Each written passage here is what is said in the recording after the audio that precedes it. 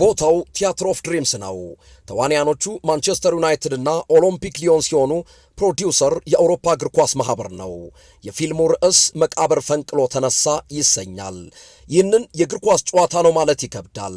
ይልቁንም በድንቅ ደራሲ የተደረሰ ምርጥ ተውኔት ነው። ደካማውንም ጠንካራውንም ማንቸስተር ዩናይትድ በአንድ ምሽት አይተነዋል። የፈርጊ ታይም ሙሉ ቀመር በፈርጊ ፊት ከረዥም ጊዜ በኋላ ተሳክቷል። ከቪዲች እስከ ኤቭራ፣ ከካንቶና እስከ ስኮልስ፣ ከናኒ እስከ ሩኒ፣ ከክርስቲያኖ ሮናልዶ እስከ ሩድ ቫኒስሮይ፣ ከሪዮ ፈርዲናንድ እስከ ሮይኪን በፊልድ ማርሻል ሰር አሌክስ ፈርጉሰን ዋና ቀያሽነት የኬሚስትሪ ውህዱ እንደገና ወደ ሥራ ገብቶ የተቀሸረው በፖርቹጋላዊው ሩበን አሞሪም ሆኗል። የአሜሪካው ሆሊውድም ሆነ ቦሊውድ የፈለገ አይነት ፊልም ሰርተው ይሆናል። ነገር ግን በዚህ ደረጃ ፊልማቸው የሰውን ቀልብ ገዝቶ ስለማወቁ ያጠራጥራል።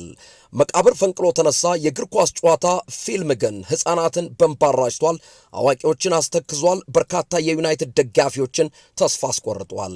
እንደገና ነፍስ ዘርቶ በሜጀር ጀነራል ሃሪ ማጓየር ጎል የዩናይትድ ደጋፊዎችን ጮቤ አስረግጧል።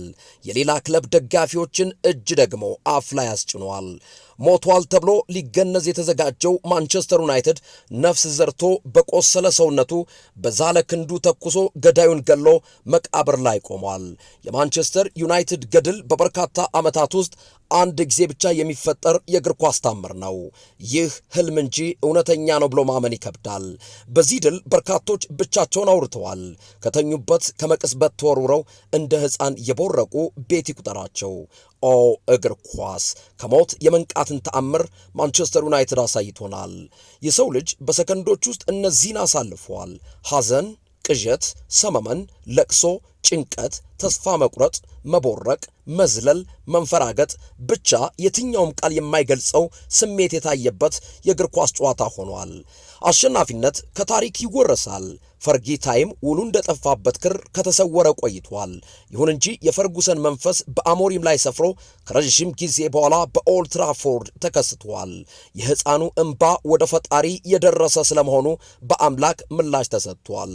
መውደቅ፣ መነሳት፣ የመጨረሻው ፊሽካ እስካልተነፋ ድረስ እርግጠኛ መሆን እንደማይቻል የታየበት ጨዋታ ነው።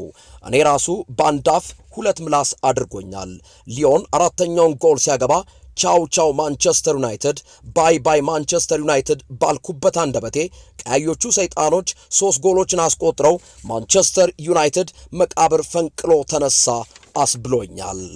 እውነተኛውን መቃብር ፈንቅሎ የተነሳው በክርስትና አማኞች ዘንድ ለሰው ልጅ ራሱን ለመስዋዕት ያቀረበው በጦር ተወግቶ በመስቀል ላይ የተሰቀለው የጌቶች ጌታ የሆነው ኢየሱስ ክርስቶስ ብቻ ነው።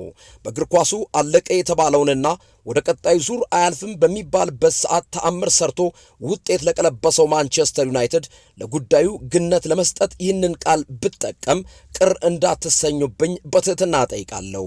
ለረቡዕ ታስቦ የነበረው ሪሞንታዳ ወደ ሐሙስ ተላልፎ በተግባር በአይኔ በብሌኑ በማየቴ ነው።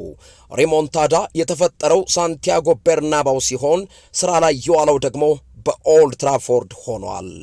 ይህ ሁሉ የቃላት ድርደራ የማንቸስተር ዩናይትድን ደካማ ጉዞ ግን ሸፍኖታል። ምንም እንኳን በጨዋታው ላይ የነ ካዝሚሮና ብሩኖ ፈርናንዴዝ የግል ብቃት ጥሩ ቢሆንም ይህ ቡድን 2-0 እየመራ ቀድሞ ገሎ መፎከር ሲገባው ራሱን አጣብቂኝ ውስጥ ከቶ ደጋፊውን ለብስጭትና ቁጭት የዳረገበት ሂደት ያስተዛዝባል።